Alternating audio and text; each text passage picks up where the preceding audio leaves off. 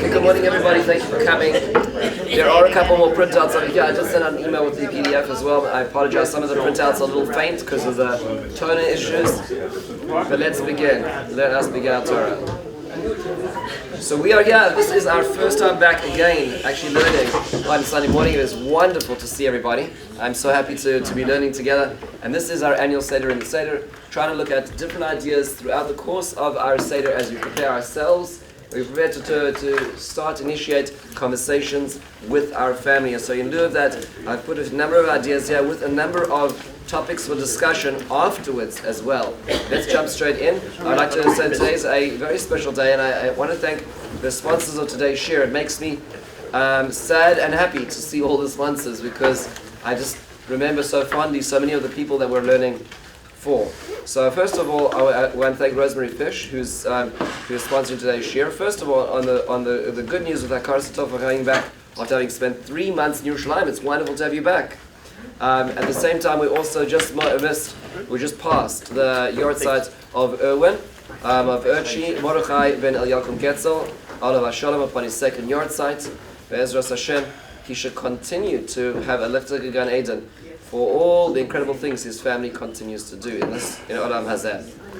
We also thank Lori and Shalom Huberfeld, who are sponsoring Le'il Nishmas to the Shloshim of Lev Mordechai ben Ephraim Yehuda, Mr. Lenny Kunin. The Shloshim Bayom was actually just yesterday, as I can't even believe we're there, and I still can't believe that Lenny's not here. It's very hard to process that. We're also noting the yahrzeit of Shalom's father. We just passed on Rosh Chodesh Nisan for Pinchas ben Moshe Aaron, Mr. Pinchas Huberfeld, and whose name, his Shem Tov, continues. Tov Shem and Shem and Tov for so many years afterwards, and will continue as a figurehead, not just the Seder table, but the family's head. We also thank Ed and Sandy Clark, and on the good side, we wish a huge mazel tov on the birth of Maya Tzili Meira Avital to Emily and Jacob. What a very special addition to the family, and it's also the Zeichen Nishmas, Dr. Yitzi Braunschweig and Yitzhak Ben David, who left this world far too early, but whose legacy clearly taught so many of us how to lead our lives. And we also thank Esther and Yossi Silverstein, as we're wedged between the yahrzeits of two very special people in the family, Mr. Harvey Colton, Tzvi ben Yaakov Aryeh, whose yahrzeit was just passed, and Bernie Silverstein, Dovazev ben Chaim Yosef. We had the pleasure of learning and spending so much time with them as a community, and Mr. Colton would always be in his regular seat and always have a Devar Torah upon every occasion. And Bernie Silverstein, I remember the greatest compliment was that when he said, I stayed awake for this drasha. That was if it was worth being awake for. It was the most wonderful thing, and he was such an upright, wonderful, yashar individual. And his yahrzeit is upcoming just as we move towards Pesach this week. It's Tuesday, Friday, it's Erev. Wow, unbelievable. Should have an aliyah. So it's a very happy and sad time. I apologize. It looks like the sheets are out. I'll try to keep it light on the sheets. Okay, but we'll go as far as we can. Every year, I try to think about different ideas. However, this year I said to myself, let's try to think about a theme. So that we're all thinking about a theme. I was thinking about this year was time. Time in the Seder, time in the Pesach experience. And it is such a relevant theme. And it's interesting actually, just if you spend time, ask somebody else, Pesach, how does time relate to your Pesach? And time is very much relating to all our Pesachs. I was just speaking to Sean before, and he pointed out that Pesach is always b'chipazon. Whether you're going somewhere or whether you're preparing your own house, there's always something you're rushing for, and it's true. Pesach is a time of time. And in fact, I was speaking to my wife last night, and I was just doing this experiment. I was asking, what do you think about how does Pesach relate to time? What she said, which I thought was very insightful, is Pesach is that moment where, in a certain sense, we're going back to that immortal time, meaning we're always going back to that time capsule, that moment in time that reflects the values that we live now, right? We take ourselves back to it, and we do this in our own families, right? There's stories, there's moments in our family's Pesach experience that we go back to. We do this on the national level as well. We go back to that moment. In fact, so much so The Ramban, Nachmanides, tells us that that's why so many mitzvahs in the Torah are Zecher Lietzias Mitzrayim. We say this all the time. There's Kiddush, right? We say Zecher Lietzias Mitzrayim. There's all these other mitzvahs. Yom Tov is Zecher Lietzias Mitzrayim. We know that there's that Tzitzis is Zecher Lietzias Mitzrayim. All these ideas. Tefillin is Zecher Lietzias Mitzrayim. Why all these mitzvahs? Because HaKadosh Baruch Hu doesn't just do a tap dance every time some atheist says, listen, I want to see if God's in the universe, right? God is not repeating the act for every person. So what happens is Hashem says, I'm going to show you how I work. I'm going to give you the educational opportunity, and I'm going to do it once, and it's going to be very explicit. But I'm going to give you the responsibility of remembering that lesson, right? So here are the notes, and I'm going to allow it to be part of your daily lifestyle, and you're going to go back in time to that moment all the time. So every time we do that, we're reminding ourselves in our national consciousness of that moment in time. So in a certain sense, as time marches on, we go back to that immortal space in time itself. Again, I apologize, we were just out of notes. I'm going to be notes light. I'd like to explore 5 ideas in time that relate to this. So let's start, and some of them are quite unique. Some of them are more regular. The first is something which has always bothered me. Tell me if this is on your heads, on your minds as well. You get the one paragraph in the Seder which I never ever understood was the paragraph after the 4 signs. It says Yachol Merosh Chodesh. First of all, can you imagine? Can you imagine having Pesach from Rosh Chodesh? But Yachol Merosh Chodesh, is it possible that we should start the process of Magid and talking about the Seder from Rosh Chodesh? Talmud Lema Bayamahu. So you say on that day, maybe it should be Shabbos going into this year, into the Seder night. Talmud Lema Lo Amarti Ela B'Shosh Yesh Matzor Umaror Munach Menufanach. You need to have Matzor Umaror in front of you. I always wonder, what's the Hava Amina? In Gemara parlance, that means, what's the, Michael? I have an idea. Please, okay, good. It could be a Dimlich puzzle. Okay. Start from the beginning of the month, or from the earlier in the day, so it won't be, it's more of a rush experience. Oh, we gotta get through it, blah, blah, blah, blah. So on a practical level, I think you're 100% right, meaning from the moment Purim finishes in our house, don't take that out of that room, right? So so it's not even Yachol, it's a whole month. But you're right, maybe that in terms of just the experience itself. The interesting thing is this is not about cleanliness. This is about the experience of Magid, yeah? So I think it relates to HaChodesh. I think this is where I was going this year. Is that maybe, and that's why we say we have Shabbos HaChodesh, which was we just read 8 days ago on Shabbos, which was Rosh Chodesh going into Rosh Chodesh. That was this idea of Rosh Chodesh. Why is it so important? So listen to this remarkable idea. Just came across it this year in the name of the Shlai Kodesh. So let's actually look at the words of the Shlai Kodesh. He says, it's interesting when you say HaChodesh Hazeh Lochem. It's interesting that the Torah says. Listen to the language. The language is strange. It says HaChodesh Hazeh Lochem. Rosh Chodashim. This month will be the head of months. That's the way we understand it, which means that although the amount of times the moon, revolves around the earth is arbitrary in the sense that why should there be a first month, a second month, or a third month, right? It's completely arbitrary, right? There's, as to say what first means. First as opposed to what? Where did you put your stake in the ground in time, right? So the Torah tells us this is Rosh Chodashim. But the Shlosh says that perhaps read slightly differently, it actually reads as follows. HaChodesh Hazeh, this month is to you, Rosh Chodashim, is a month of Rosh Chodeshes. Now you say, okay, that sounds a little strange. What does that mean? So he says that this month is so special, it's a month filled with Rosh Chodeshes. Now let's do the math quickly for a moment. So his observation is that therefore, if you have a month, how many days in Nisan? Always 30 days in Nisan. It's double days at the end, right? 1 day at the beginning. So it's Rosh Chodesh is a 30-day month. If the entire month were filled with Rosh Chodesh, how many, so to speak, compacted months are found in Rosh Chodesh then? 30. There's 30 months. How many years is that? Let's quickly do the math. So that is 30 months is 2.5 years because there's 12 months every year. So there's 12, 12, and 6, right? So that gives us 2.5 years. So it says, so in a certain sense, it's like Nisan is a 2.5 year experience compacted into it as a month of Rosh Chodashim. So you say, okay, I'm not getting any meaning here, right? There's nothing hitting the radar screen yet. So the Shah says, it is interesting, there is one debate in the Gemara which lasted 2.5 years. A very, very famous debate, What was that debate? It's the debate had in the Gemara in Eruvin on Daf Yud Gimel and Beis, where the Gemara tells us that there was for 2.5 years, Beis Shammai and Beis Hillel argued on the following topic: is it better for the human being to have been created or not? Checks and balances. All the wars, all the benevolent societies, right? You put it all together and you say, have we created more good than bad? And the Gemara says that in the end of the day it was voted in the Nimnu V'Gamru, and that it wasn't a good idea. It was just too much damage control to have to deal with when it comes to the human being. So now you have to, now that we're here, we should really try to do the best we can not to create as much damage as is humanly possible. That's what the Gemara says. So the Shlach says the following observation. This is such a profound observation. He says, that's the following. It's in the middle of source 3, but again, I know that we have a limited amount, but I do want to read these words because they're so powerful. He says, at the beginning of the word, the line is Bevadai. Bevaya Noach Shnivra. It says, when it comes to the tzaddikim, for people who are righteous, it is certainly, the world is worth being created. There are so many good people.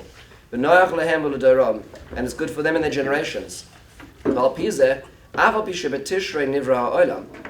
though the world was called physically created at the time in Tishrei, it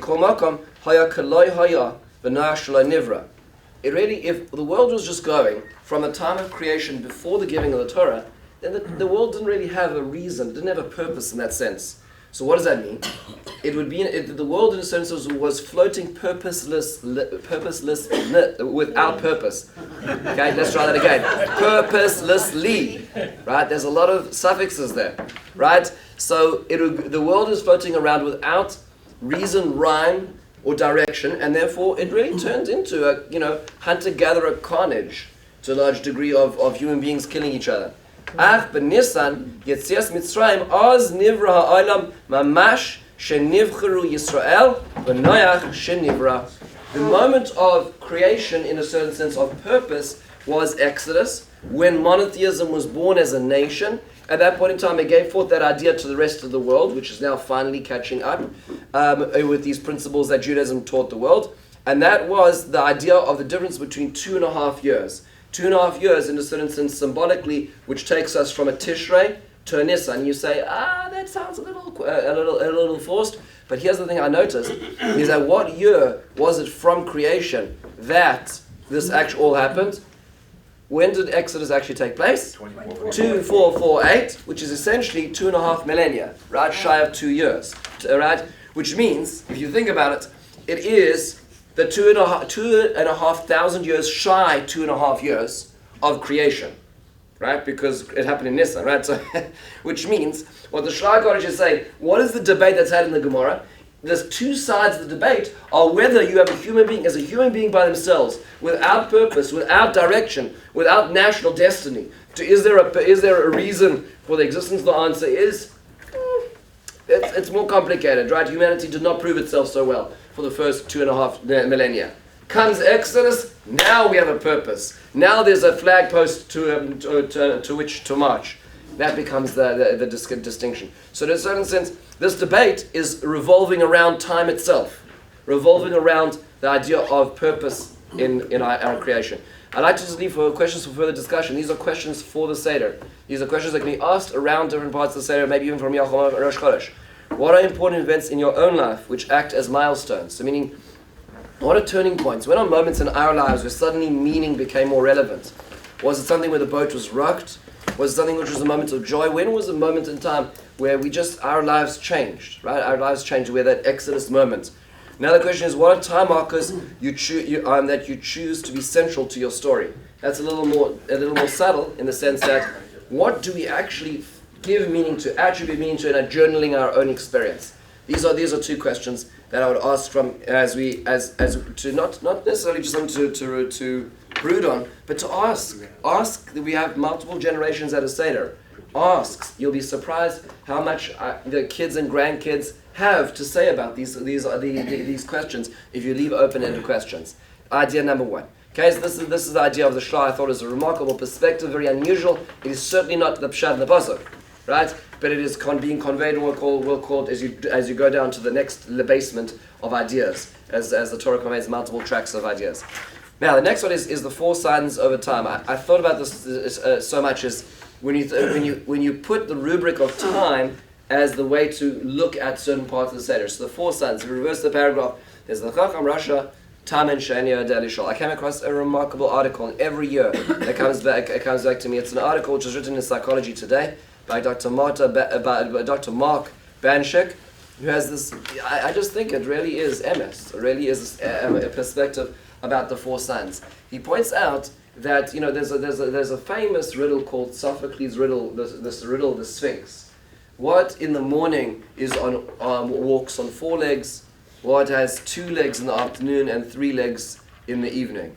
And it's a famous riddle. The answer is the human being, right? Because the human being is is born to this world and crawls, and then in their prime is upon 2 legs, and later on sometimes they have to have a cane and move into 3 legs, and as the arc of the human experience.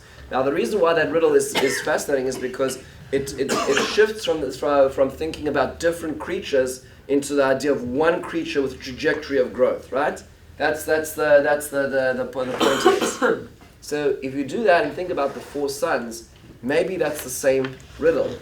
Meaning we think about 4 different human beings who come to the Seder, and this one is a little shy, and this one's a little simple, and this one's, making problems, and this one's just too smart. And so we think about those. It says, but what about if it were to be actually one human being at different stages and in their spiritual development? And it's actually a reversal of the human condition. It could be tracked with age, but it doesn't have to be tracked with age. It could be our own experience. There's times in life, we could do this as, let's do it with age for a second, but then you can also transpose it to the religious growth of any individual. There's times in life you have children that are born, and they're just like, they're sitting at the Seder, they kind of know the Parim Pajama song in the middle of the night, and that's where they're at, and that's their experience of Pesach, and they know about 10 Makos 10. One of my sons used to, when he was at that age, the mitzvah of frying, again and again, that was his text of it. It's a wonderful thing, and you tell them things, you make it exciting, and there's props and there's prizes, and it's wonderful. And you have Yishania Dilashon. Then that child grows a little older and understands things, and kind of there's a little bit of mazois going on over there. I remember when my oldest nephew in America, oldest nephew altogether, when he was brought down to the Seder, he was like had a nap, and he woke up, and they brought him down to the Seder, and he was like, "What's that? What's that? What's that?" And we were like, "Perfect, great, that was fantastic." Everything worked, right? So they get into the more developmental stage where they ask things, and there's this innocent, compliance, where this is what we're going to do now. And they're like, this is what we're going to do now. Right, and it's so beautiful, and that's the next stage of growth. And then you get to the teen years, right? And it's like what are you doing? This is so weird. What are you, and there's a sort of this what's called differentiation psychologically, where it's just what's this for you? Me and my friends were so cool. You adults, you backwards, antiquated, don't know anything about anything kind of people. And then and that's the next stage of development.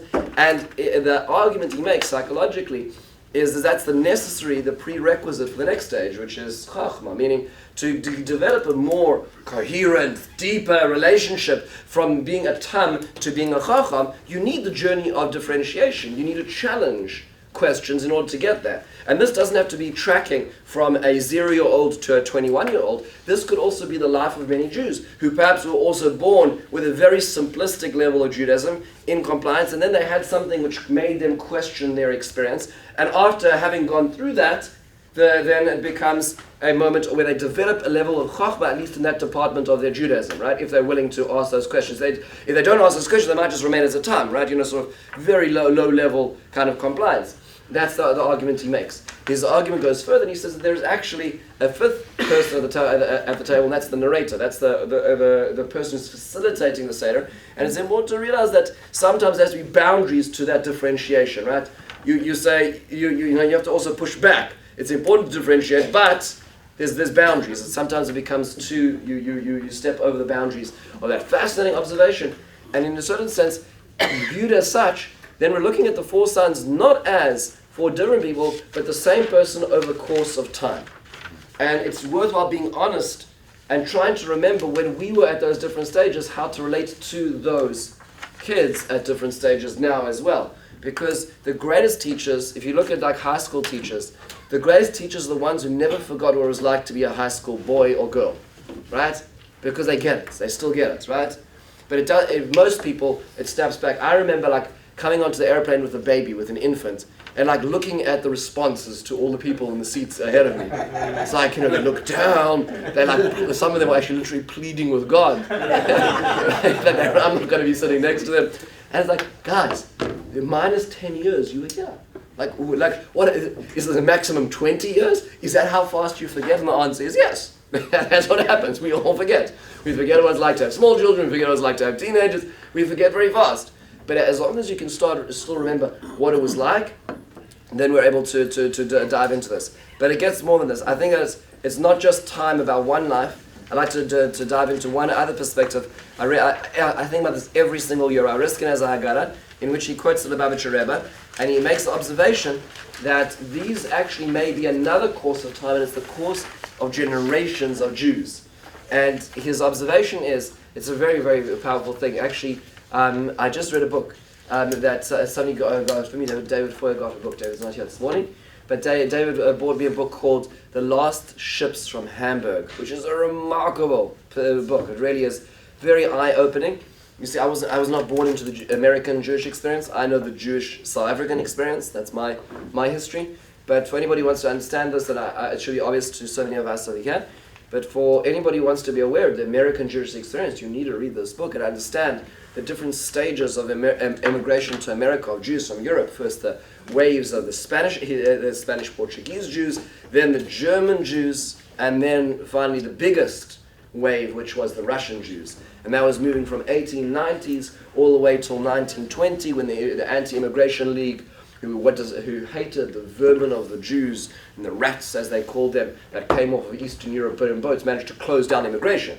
Right, so there was a 30-year window in which millions of Jews were able to escape Eastern Europe and the problems they had there until the Americans closed it down because they didn't want the Jews. But it's fascinating to understand what happened to those Jews and why we're here now.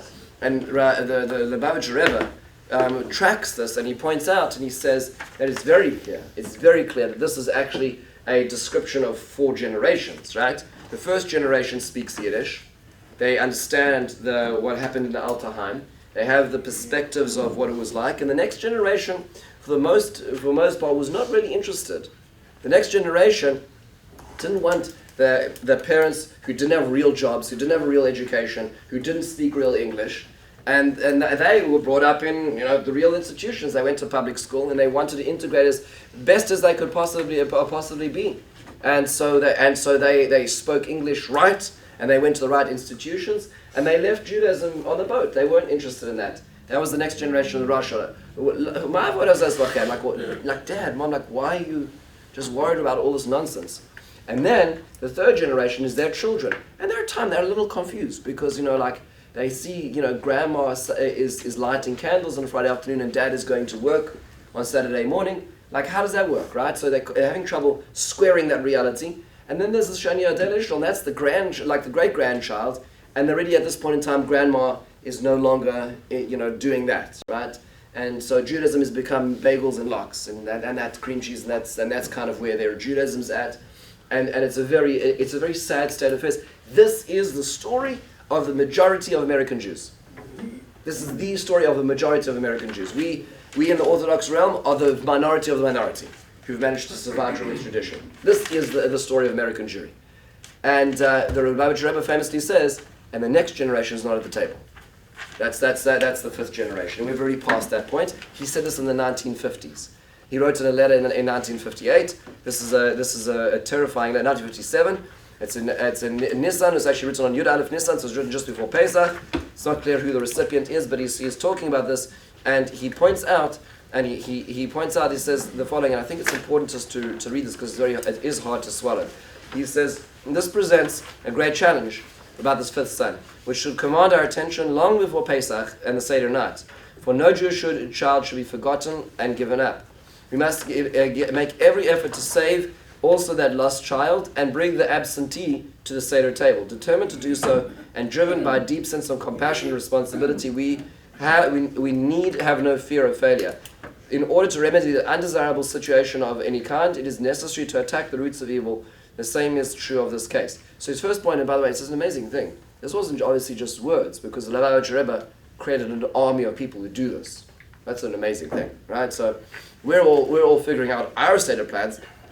There are Chabad Shlichim around the world who are making sure that those Jews who we prefer to ignore because it doesn't fit into our genre, have a place to be. That's a pretty amazing thing. This isn't just a letter, right?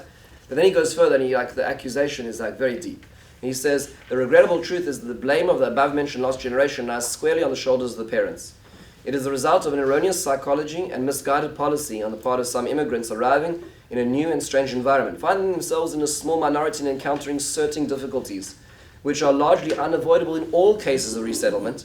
This is how immigration works. Some parents have the mistaken notion, which they injected also into their children, that the way to overcome these difficulties is to become quickly assimilated with the new environment, by discarding the heritage of their forefathers and abandoning the Jewish way of life.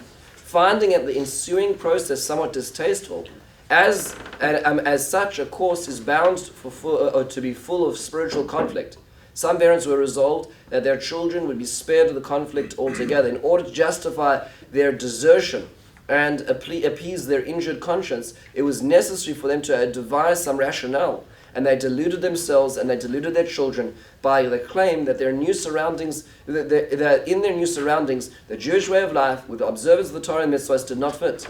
They looked for and therefore also found faults with the true Jewish way of life, while in their non-Jewish environment everything seemed to be only good and attractive. By this attitude, the said parents hoped to assume their children's existence and survival in their new environment. But what kind of experience is it if everything spiritual and holy is traded for the material? What kind of survival is it if it means the sacrifice of the soul for the amenities of the body? It's a very, very sharp line. And it's all very nice for us to sit here looking outwards and saying, that's what they did. I would like to just transpose the Lubavitcher Rebbe's question to ourselves. Because although we hold on to tradition and we bring up our children with tradition, we also make many concessions to that world around us. We also give our children many things, and we also adopt things in the world around us which are clearly just not Jewish, right? And we assimilate to the mores of the society around us, maybe subtly so, but in a certain way we're giving our children the same thing. And it may be a slower trickle effect, but understand that our children don't look the same as our grandparents. They're not the same. And maybe by necessity, but it's important to understand that there's a process here. Assimilation is happening all the time. And this is a question that is relevant to us because we may be a slower 4 generations, but it's happening all around us. Really, really important to contemplate this particular idea because it's again the 4 sons looking at in time, not as a trajectory of one person's growth, but rather as we'll call the devolution in every society. How did Judaism get back on the horse in most of these society? Anti-Semitism. That's how it works, right? It's working again, right? I just was speaking to somebody on Friday night. The JSU chapters in New Jersey tripled since October 7th, right? But understand that's somehow how it works. We have to do something to stem that as well. And that's the question. So just questions for further discussion on this point in time is what stages in life are we thankful to have come through? That's the first one. What lessons have we learned from those Seders, and who in your family is not at the Seder table? That's a really important question. It's not so far out there. Who in our families are not there, and what are we doing about that? Did we invite them? Did we speak to them? As the Rabbi Rebbe says, it works. It happens to be that isn't solved by the paragraph of Holach Ma'anya. It's too late by then, right? It's solved by a conversation had weeks, if not days before the Pesach as well. So an important conversation we had. That's again within the framework of time. Idea number 2. We move into idea number 3. The process of redemption itself. How fast is this process? So, I should remember I was exploring this idea where? At APAC. Why? Because a few years ago at the APAC Policy Conference, they asked for the rabbinic discussion to be led by J.J. Schachter, and it was really a big Kiddush Hashem because APAC is certainly is cross-denominational. It's not just Orthodox. And yeah, you have an Orthodox rabbi who is leading a Chomer Ladrush for hundreds and hundreds of clergy across the spectrum. It was really, really very beautiful. With the Maramakomas, the whole business. So it was a very special time. It was a very beautiful thing. And he makes the point that although it's true that we think of the 4 cups of wine as these 4 stages of redemption. But truth be told, there's another reason the Gemara actually says so. That's not the Gemara Bavli, but the Talmud Yerushalmi. The Talmud Yerushalmi says at the beginning of the 10th parak of Psachim that in fact it relates to the 4 cups of Yosef. You're like, 4 cups of Yosef? I don't remember that in my educational experience. The answer is yeah, but because you weren't focusing clearly when you were reading the end of Parshas Miketz, were you? Neither was I. Right, but it says, Rabbi Yeshua ben Levi says, Keneged Abba Kois Shel Paroi, V'Kois Shel Paroi V'Yodi, Eschad Osay Kois Paroi, V'Eten Esla Kois Al Kav Paroi, V'Nasati Esla Kois Paroi V'Yodoi. It talks about in the dreams, right? And dealing with the butler and the baker. So the butler, the word kois is mentioned 4 times there. Right? So therefore that is one of the reasons why the 4 cups of Pharaoh is because of the 4 cups of Pharaoh which are mentioned in the Yosef saga and the Yosef story. And Yosef appears many times in the Seder, right? In fact, there's a very famous idea that the 2 dippings of the charosis and the Mara related to the dipping of Yosef's coat in blood later on, right? There's a lot of stuff over there about disunity leading to goddess Mitzrayim. Not for now, but be it as it may, this is one of these episodes, this tangential connection to Yosef. And you say, wait a second, did the Talmud Yerushalmi just press Control F and look for the word kois in the Torah and says, oh look at that. There's 4 of them right there into the Parshas Miketz. No, that's not what happened, right? So this is not just a word game. In fact, it actually speaks to the notion that there's different types of Golos and Geula. Because at that point in time, let's put ourselves into the prison cell, and we're not talking about the American security system where you go in and and there's meals given to everybody, and it's and although if you've ever had to be in any security prison in America, it's not a pleasant experience, but it's not the Egyptian prison, which was called a bar. It wasn't. We're not talking about windows. So imagine being there, right? Imagine being there, and imagine being Yosef, and even being the highest level of prison. You're speaking to the greatest folks who are in prison. All good. But you speak to them, and in a wistful plea. You say, Inazach Hartani, please, just drop my name in the right time, the right place. Just let me out. And then, nothing. Right? Just 2 more years of monotony. Right? How do you even keep track of time in places like that? You watch the people emerging from the tunnels, I mean, the malnutrition, the lack of just pallor in their faces, right? That's kind of where we're at, right? Why that's what Yosef needed when he emerged from those underground chambers, right? So you say yourself, that's what Yosef was. And for him, imagine keeping track of time after having dropped his name. Done. Silence. 2 years later, right? And so that is also the speed of redemption as well. That's what the Gemara is telling us. When you lift those cups and you say, God, why not now? How long has it been? God, according to my calculations, it would seem that we should be... God says, listen, understand, it's a process. It doesn't happen as fast as you think it should happen. And that's, we're all into the... We're all into that idea of God, and makos, and supernatural, and justice, and retribution, and there was a few stages first. It was a long process. It started long. It was dark, and there was circuitous, and there were setbacks, and the negotiations broke down, and it wasn't simple. It wasn't. There's also those 4 cups as well, and that in fact is this is perhaps what explains the conversation. And Moshe Rabbeinu has with Hashem. There's a 7-day negotiation. Hakadosh Baruch Hu says, Moshe Rabbeinu, you're the man. You're going to going to Paro, and Moshe Rabbeinu has question after question, after excuse after excuse. He just doesn't want to do this. And finally, at the end, he says, Shlach Nabi Atishlach. Hakadosh Baruch Hu sent it in the hands of another messenger. And that's the point in time Hashem gets angry, and then that's when Aaron takes one part of the leadership. But the Pirkei Eliezer, which is one of the oldest midrashim we have, and then Rabbi Eliezer HaGadol, Rabbi Eliezer ben Hyrcanus, says the following. He said, the Gemara says, no, you know what he was asking for? What does it mean to be Yad Tishlach? Roitz Amar, B'yad Oiser Ha'ish Ata Asid L'Shloach. What does that mean? It refers to Eliyahu Navi, coming back to Koshel Eliyahu. Moshe Rabbeinu says, HaKadosh Baruch Hu just send Eliyahu Navi. Why me? Why me? Now, if you think about what Moshe Rabbeinu's question is, HaKadosh Baruch Hu, I've just been getting a sense of Jewish history right now, and I see that there's not plain sailing, right? This doesn't seem to be working out so easily. Hashem just like short circuit the business. Like, let's just get to the end right now, right? Let's get to the time when it's all good. It's going to be all good. And Akash Baruch Hu says, no, that's not how it works. I want you now, right? And meaning we're not at the end of the story yet. And I think it's important to realize that in time, we have a very shallow view of time because we're human beings and we have a very short, a very small, thin slice of that pie that we're living through. That's our experience. When we speak to our parents and grandparents and we dig backwards into our history, we realize that the story is complex and it has turns and it has twists and it's not finished yet. And we shouldn't have the arrogance of thinking that it should be finished in the way that we think it should be finished because we don't know. We're not directing the scene, right? That's the four cups as well. 4 cups of Paro as well. Notice they won't even call the 4 cups of Yosef in the Gemara. They'll call the 4 cups of Paro because they were Paro's cups.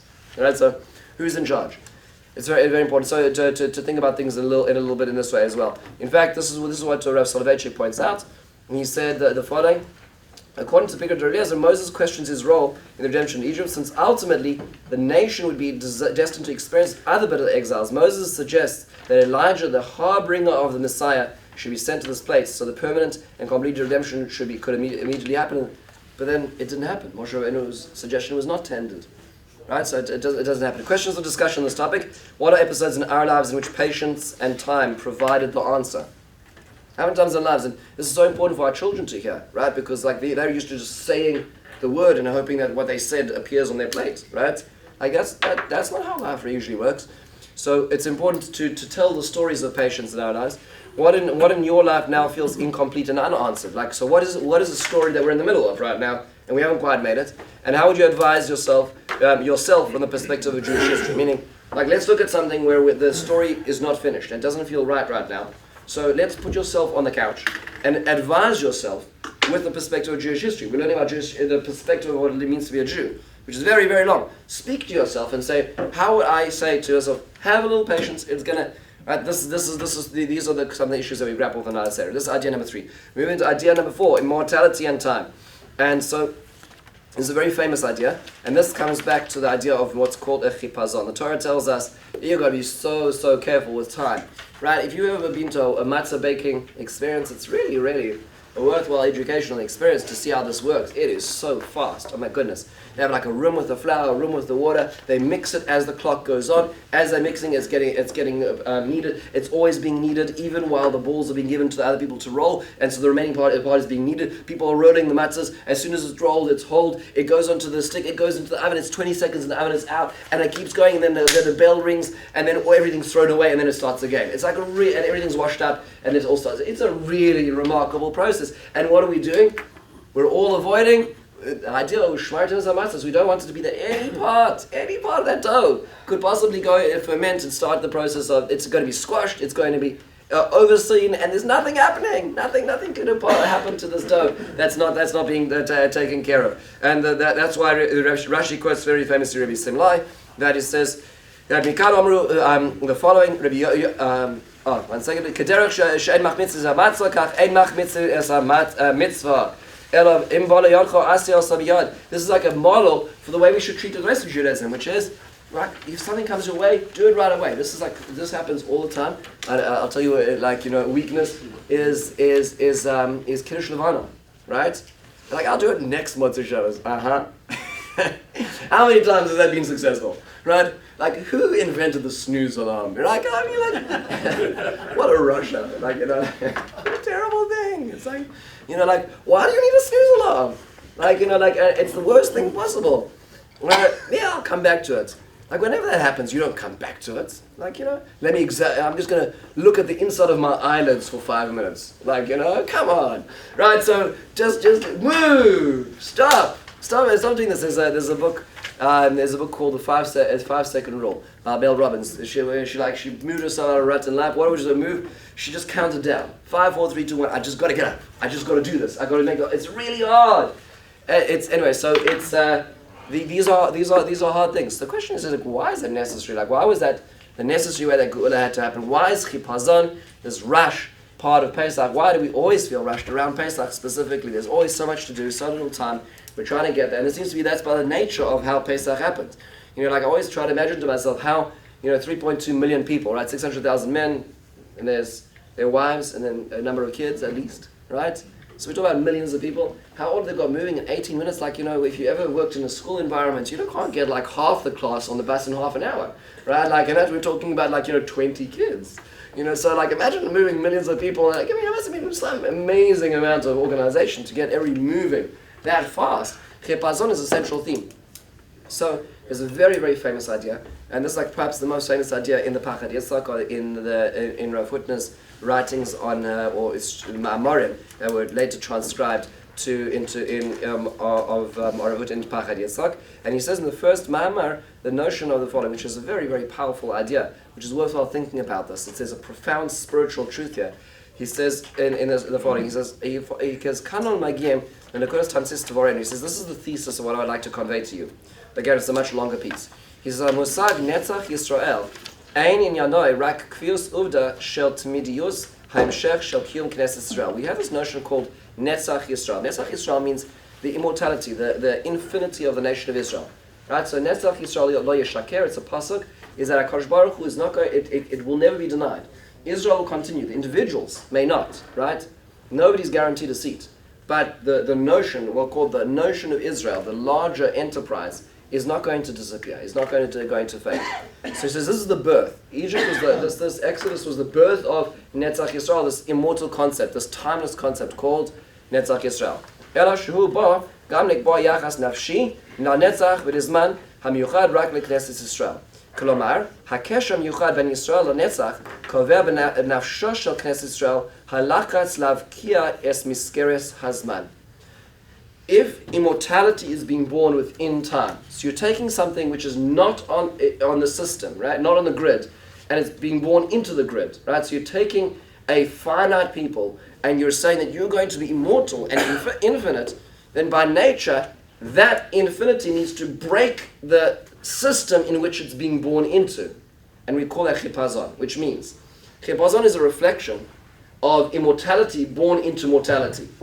It had to be that there was a rush because that is the demonstration, it's the expression of something which is not fitting onto the grid. Right? We have to move because time is no longer binding us as we're being born as that immortal nation. That's a profound perspective, right? So chipazon is the reflection of that, a very inner core of us, which is no longer confined to time. I'm rushing because it's not because I need to finish this. I'm rushing because there's something inside of me which is alive and is spinning faster than the confines of the experience that I'm living right now. That's chipazon. And that's why it's so necessary at the birth of the nation, because this is the birth of our infinity within the confines of time. So this notion of time is very much related to this as well. And finally, and this is why questions of discussion is a really important question to ask, is what do you run to in your life? I know that the fastest my kids run is when they need to take a bathroom break in the middle of a movie they're watching, right? I know, that's just the way it is, right? Nothing else, not to school, right? Not to shul, not to anything else. I understand. But then let's ask ourselves, like, what is the fastest we run, right? Like, where are we? Is it to get to the restaurant? Like, what are we rushing most to, right? And like, meaning, what does that say about our value system, about what matters the most in our lives as well? Are they value-based or are they value or pleasure-oriented activities? And is there something important you are running to in life? Meaning, like, is there something? Let's say it's also material-based, but is there something else? Is there something else which is like alive inside of us, which wants us to rush? That's value-based. That's a really good question, right? Like, and we can ask this around the table in our lives. What are we running to? We all run to something, right? So we have to figure out what is that we're running to. I always say that, in America, it's like American runs on Duncan. I say American saunters on Duncan, because after a few rounds, you're not running anywhere, right? But Lamaisa, we all rushing somewhere, right? In whatever degree of rush it is. What are we rushing to? What are we rushing from? Or what are we rushing from? That's a good point. And then now that's a very hard question to answer. Right. Chai, you're right. Last point we'll conclude this. We're getting to the end of our time. And that is, I just this year we had Dr. Brown here in our shul, and she gave a remarkable presentation on What's the Shabbos last week. I'm sorry for all those who missed it. It was really, as always, phenomenal. And so she was selling a book, so I bought her Haggadah, fantastic Haggadah. It's called Seder Talk. And she's really phenomenal insights and discussion topics, which are just phenomenal educationally.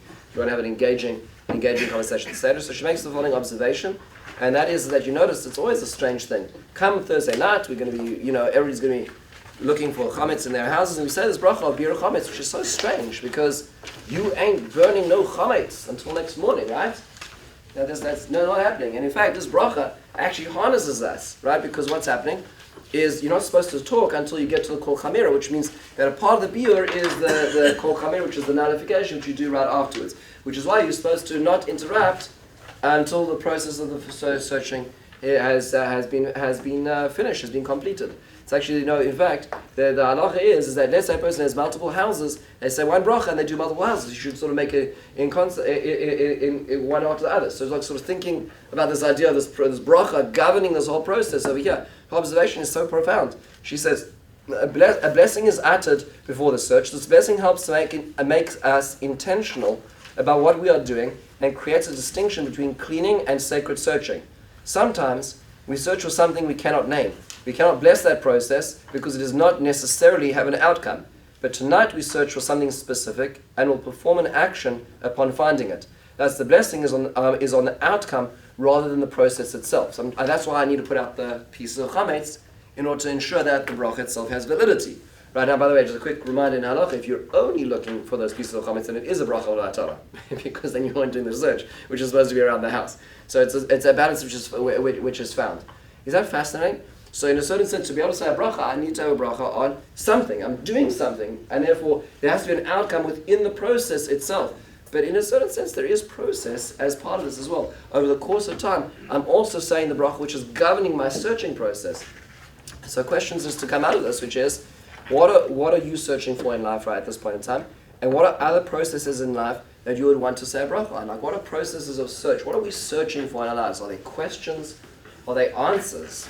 Is it meaning to the process of suffering that we're going through? Is it resolution of crisis? Like, what are we searching for in lives? What's worth saying a bracha on in those searches as well? Ideas. Again, let's do a quick recap. 5 ideas through time. The first idea, and with the questions, the requisite questions, I will, to anybody who liked the notes, please email me because I know we were at a shortage and I'd like to send them out to anybody who would like them and in a clear PDF.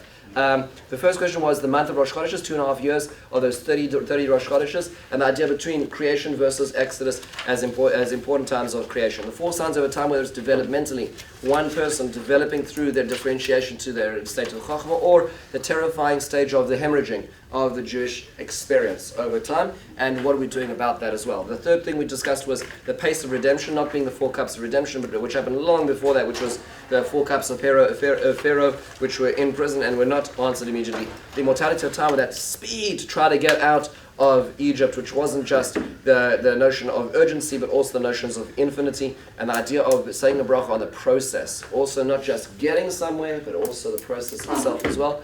Everybody, I hope these are ideas which are worth thinking about taking to our Sedarim and creating and generating our own Sedarim which are meaningful, Be'ezra Hashem. I want to wish everybody a Chag, Kosher, V'Sameach. Thank you everybody for being here today.